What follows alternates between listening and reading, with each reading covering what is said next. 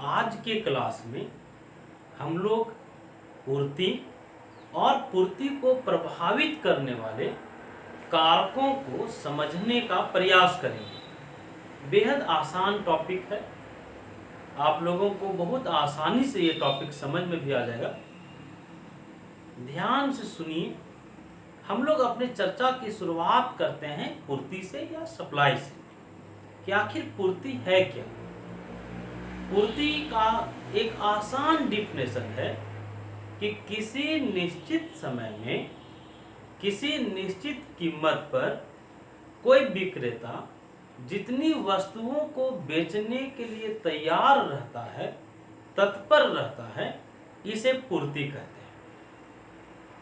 इस डिफिनेशन में दो चीजें आई, 2 से 3 बातें हम लोग इस डिफिनेशन से खोजेंगे।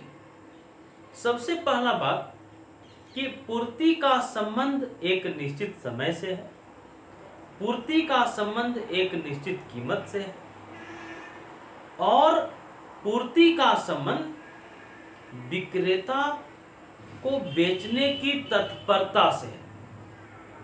हम लोग अपने परिभाषा के क्रम में ये समझे कि किसी निश्चित समय में किसी निश्चित कीमत पर कोई विक्रेता जितनी वस्तुओं को बेचने के लिए तैयार रहेगा, तत्पर रहेगा, इसको हम लोग सप्लाई कहेंगे, इसको हम लोग पूर्ति कहेंगे।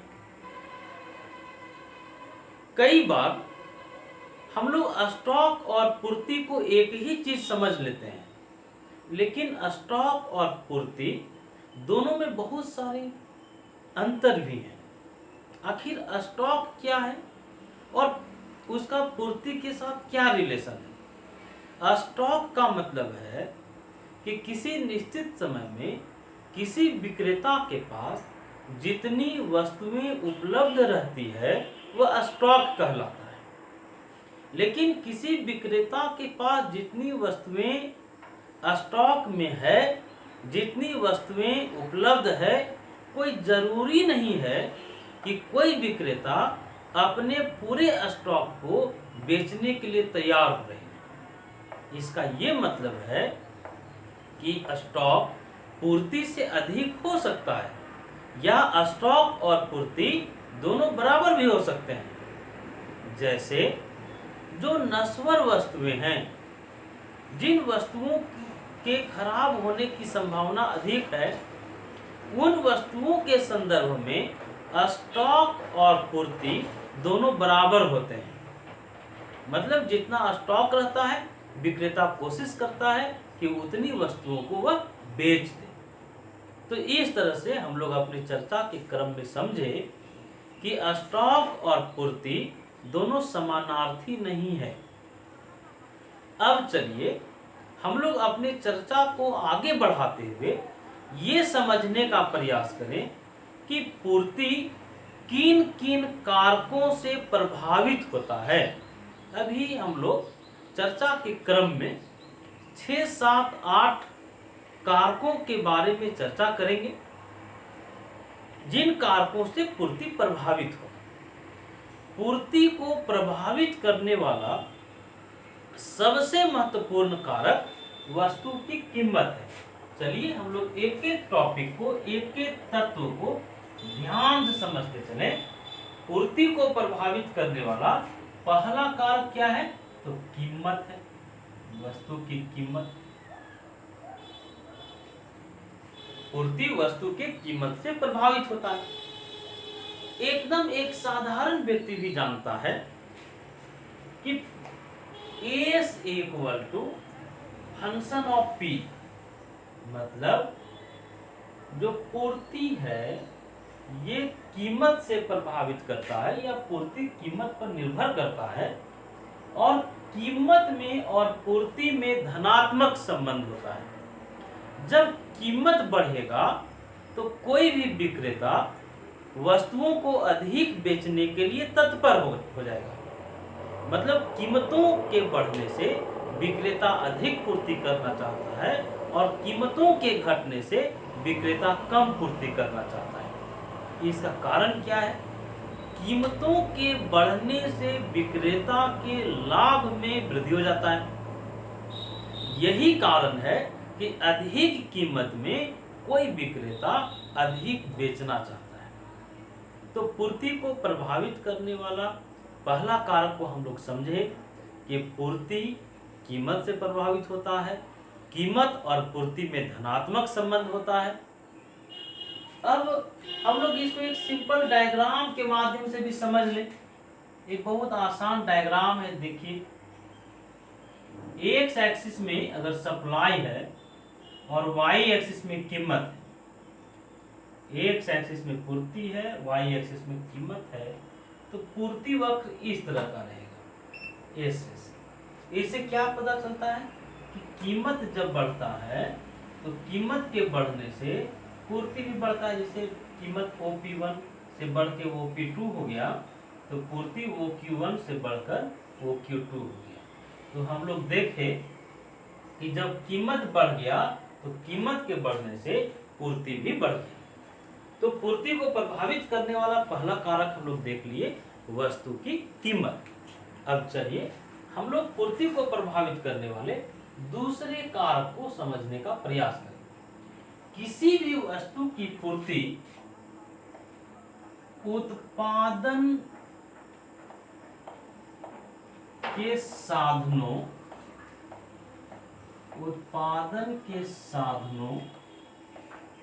के कीमत से भी प्रभावित होता है। उत्पादन के साधनों का कीमत भी वस्तु के पूर्ति को प्रभावित करने की शक्तिशाली क्षमता रखता है। कैसे? हम लोग, क्योंकि देखिए हम ये बात एकदम सही है कि अर्थशास्त्र एक व्यवहारिक विषय है। हम लोगों के आम जनजीवन से अर्थशास्त्र जुड़ा हुआ विषय है, हमारे आम जनजीवन से एकदम घनिष्ठ रूप से ये संबंधित है। इसलिए अर्थशास्त्र को समझना बहुत जटिल कभी नहीं होता है। वस्तु के पूर्ति को प्रभावित करने में उत्पादन के साधन कैसे एक अहम रोल निभाते हैं, इसको हम लोग ऐसे समझते हैं। कोई भी वस्तु का निर्माण उत्पादन के साधनों से होता है। अगर किसी वस्तु को बनाने वाले उत्पादन के साधन पहले के तुलना में यदि सस्ते हो जाए तब क्या होगा? यदि किसी वस्तु को बनाने वाले उत्पादन के साधन पहले के तुलना में अगर सस्ते हो जाते हैं तो विक्रेता का लाभ पहले के तुलना में बढ़ जाता है। इसको ऐसे समझिए कि जैसे मान लिया जाए चिप्स की हम लोग बात करते हैं। एक उदाहरण लेते हैं चिप्स का। चिप्स कैसे बनता है? तो चिप्स के लिए उत्पादन का साधन क्या है? तो आलू है।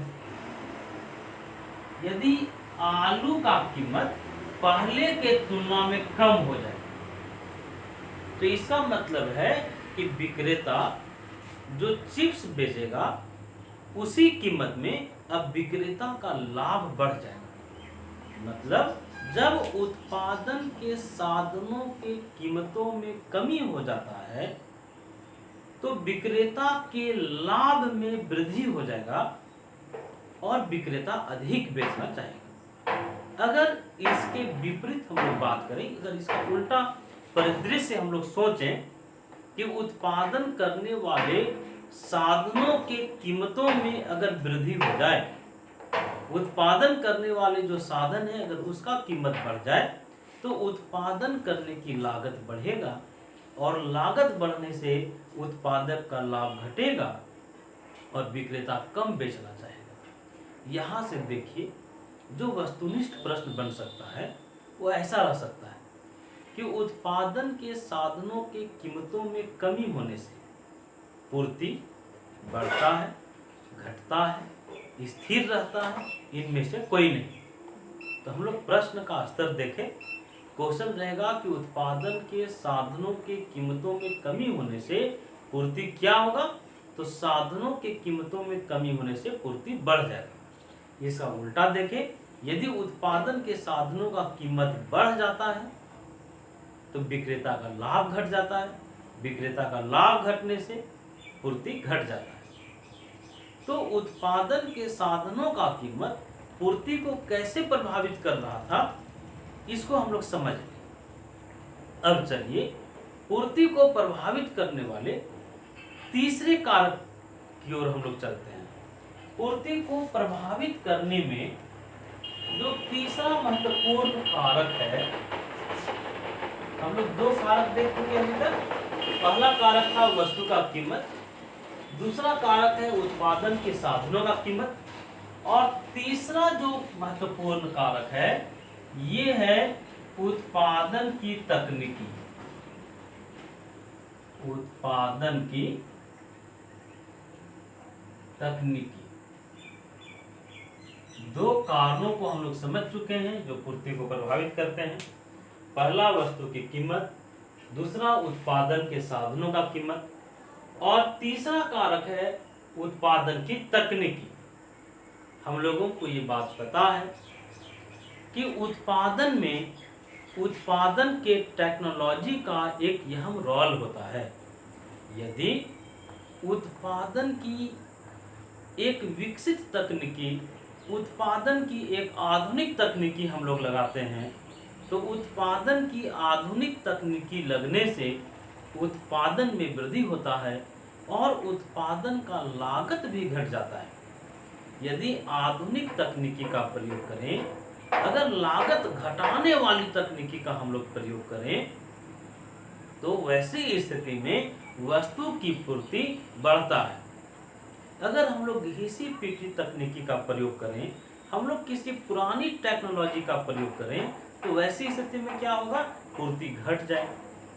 तो तकनीकी पूर्ति को कैसे प्रभावित कर रहा था, हम लोग चर्चा किए कि अगर आधुनिक तकनीकी का, विकसित तकनीकी का प्रयोग करेंगे तो उत्पादन की लागत घटेगा, उत्पादन बढ़ेगा और इसका परिणाम होगा कि वस्तु की पूर्ति भी बढ़ जाएगी। हम लोग फिर चर्चा किए कि यदि अगर हम लोग पुरानी तकनीकी का प्रयोग करते हैं, पिछड़ी तकनीकी का प्रयोग करते हैं, तो उत्पादन की लागत बढ़ेगा, विक्रेता का लाभ घटेगा और विक्रेता कम वस्तुओं की पूर्ति करना चाहेगा।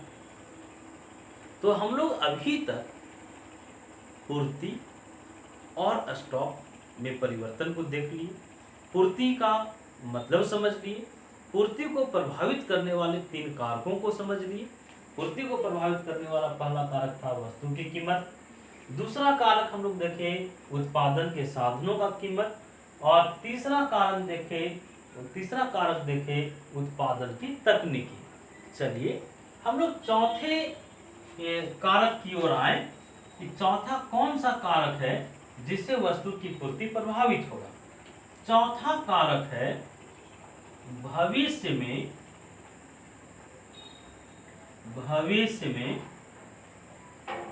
कीमत में परिवर्तन की संभावना।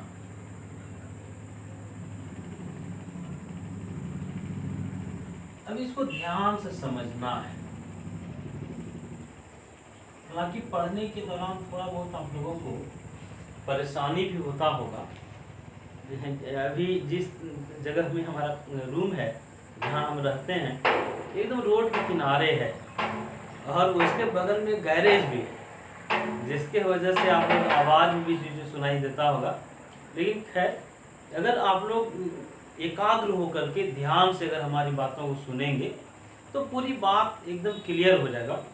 चलिए, पूर्ति को प्रभावित करने वाला जो चौथा कारक है, भविष्य में कीमत में परिवर्तन की संभावना। अगर भविष्य में कीमत घटने या भविष्य में कीमत बढ़ने की संभावना रहे, तो ये पूर्ति को कैसे प्रभावित कर सकता है, इसको हम लोग समझ लें। हम लोगों को ये बात पता है कि वस्तुओं के कीमतों में परिवर्तन होता है या वस्तु का कीमत घटने बढ़ने की संभावना भी उसमें होता है। यदि किसी विक्रेता को ये प्रतीत हो, किसी विक्रेता को यह महसूस हो कि भविष्य में किसी वस्तु का कीमत बढ़ने वाला है, अगर विक्रेता ये जान जाए, विक्रेता ये महसूस करे कि भविष्य में किसी वस्तु का कीमत बढ़ने वाला है, तो क्या करेगा? विक्रेता कीमतों के बढ़ने का इंतजार करेगा और पूर्ति को स्टॉक में परिवर्तित कर लेगा। मतलब यह है कि यदि भविष्य में कीमत बढ़ने की संभावना रहेगा तो विक्रेता वस्तु की पूर्ति को घटा देगा। हम लोग देखें, यहाँ से ऑब्जेक्टिव भी बन सकता है कि कीमत बढ़ने की संभावना रहने पर पूर्ति होगा, बढ़ेगा, घटेगा, स्थिर होगा, इनमें से कोई नहीं। तो हम लोग चर्चा किए, कीमत बढ़ने की संभावना रहेगा तो विक्रेता कम पूर्ति करेगा। अब इसका उल्टा परिदृश्य आप सोचिए, इसका उल्टा स्थिति हो सकता है, विक्रेता को यह महसूस हो रहा हो कि कीमत घट जाएगी। यदि विक्रेता को ऐसा लगे कि वस्तु का कीमत घटने वाला है तो विक्रेता क्या करेगा? कीमत के घटने के पहले ही वह वस्तुओं को बेच देना चाहेगा। मतलब यदि कीमत घटने की संभावना होगा तो विक्रेता क्या करेगा? वस्तु के पूर्ति को बढ़ा देगा। यहाँ से हम लोग जो देखे, जो ऑब्जेक्टिव बन सकता था कि भविष्य में कीमत, अगर कीमत घटने की संभावना रहेगा तो पूर्ति क्या करेगा? बढ़ा देगा। यदि कीमत बढ़ने की संभावना रहेगा तो पूर्ति क्या करेगा? वो घटा देगा। ये आप समझ गए होंगे कि भविष्य में कीमत में परिवर्तन की संभावना का पूर्ति से क्या संबंध है। तो हम लोग अभी तक पूर्ति को प्रभावित करने वाले 4 आसान तत्वों को समझे, कारकों को समझे। चलिए हम लोग 5वें कारक की ओर आते हैं। पूर्ति को प्रभावित करने वाला आखिर 5वां कारक क्या है? चलिए 5वां कारक को हम लोग समझे कि पूर्ति को प्रभावित करने में सरकार की नीति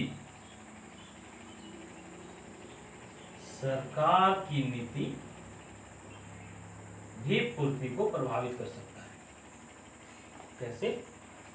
सरकार अगर चाहे तो किसी वस्तु के पूर्ति को घटा सकती है, सरकार चाहे तो किसी वस्तु की पूर्ति को बढ़ा सकती है।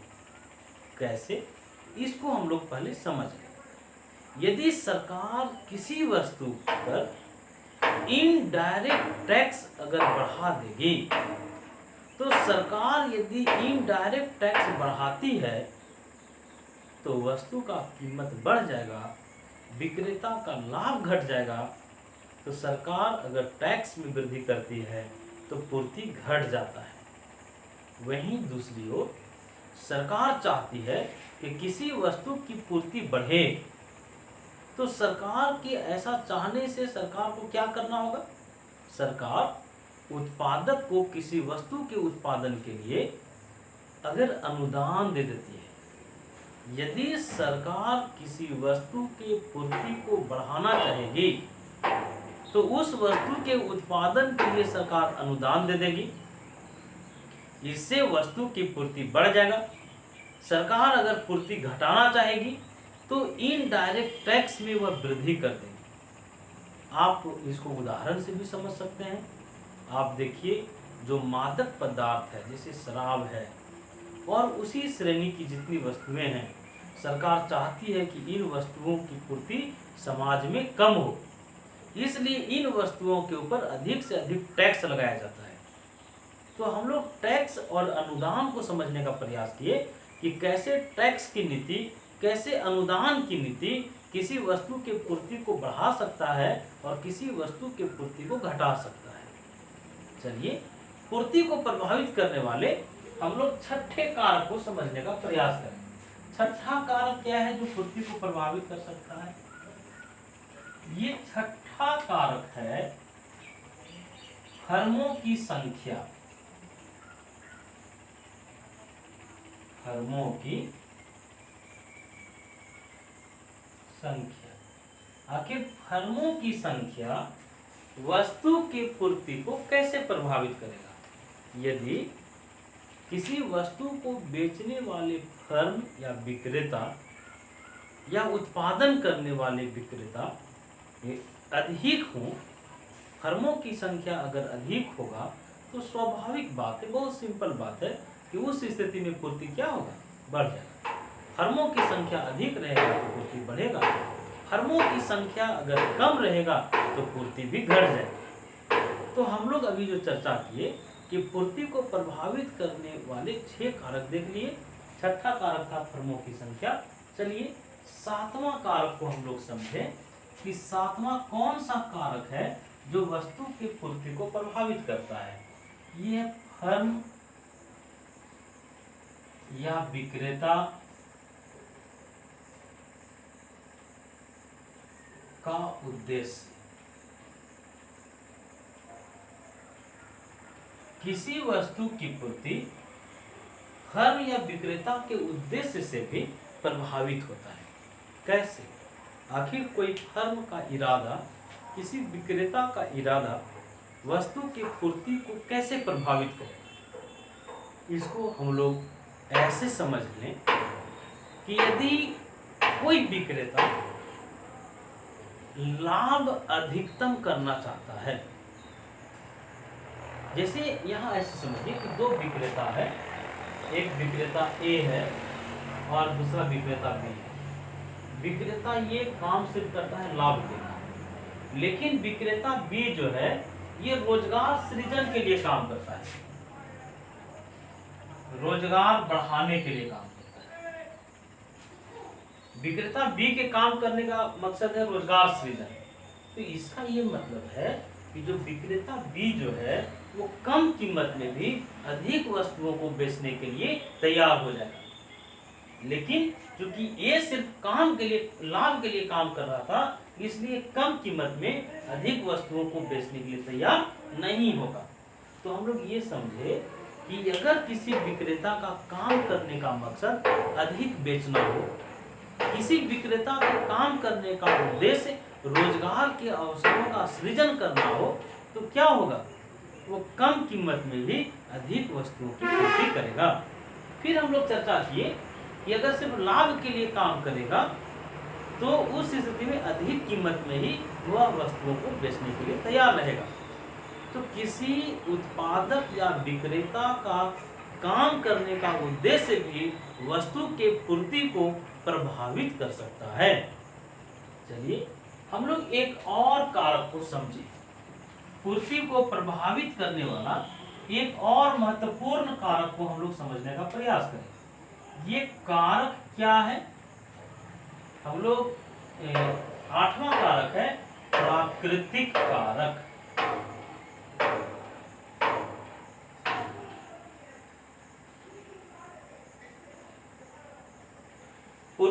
पूर्ति को प्रभावित करने वाला एक बेहद महत्वपूर्ण कारक है प्राकृतिक कारक। पहले प्राकृतिक कारक का पूर्ति से क्या रिलेशन है, इसको हम लोग समझें। हम लोगों को ये बात पता है कि उत्पादन को प्रभावित करने में प्राकृतिक कारकों का एक बड़ा रोल होता है। जैसे मानसून का, जलवायु का, ये सारे कारक प्राकृतिक कारक हैं और इन कारकों से पूर्ति प्रभावित हो सकता है।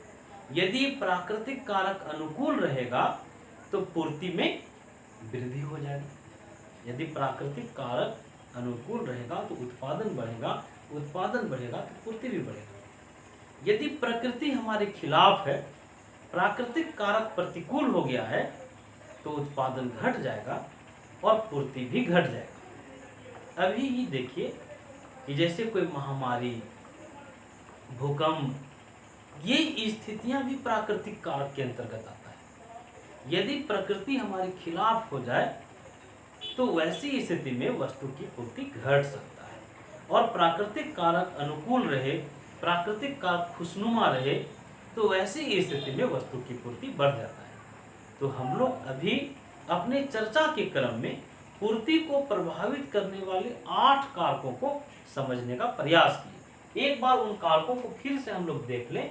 वस्तु की पूर्ति को प्रभावित करने वाला पहला कारक हम लोग देखें वस्तु की कीमत। दूसरा कारक हम लोग उत्पादन के साधनों की कीमतों पर भी बात की कि आखिर उत्पादन के साधनों का कीमत का घटना और बढ़ना ये पूर्ति को कैसे प्रभावित करता है। इस तरह से आज हम लोग इन 8 कारकों पर अपने चर्चा को केंद्रित किए। ऐसे और भी बहुत सारे कारक हो सकते हैं जो वस्तु की पूर्ति को प्रभावित करते हैं। तो आज अपनी चर्चा के क्रम में हम लोग वस्तु के पूर्ति और पूर्ति को प्रभावित करने वाले कारकों को समझे। आज आप देखे भी होंगे कि पढ़ाई के दौरान बहुत सारी चीज़ें जो है हम लोगों के खिलाफ रहा, आवाज़ें बहुत अधिक हो रही थी, जिसके कारण आप थोड़ा बहुत परेशान हो सकते हैं। लेकिन चलिए, हम लोग अपना पूरा फोकस अपने पढ़ाई पर करें।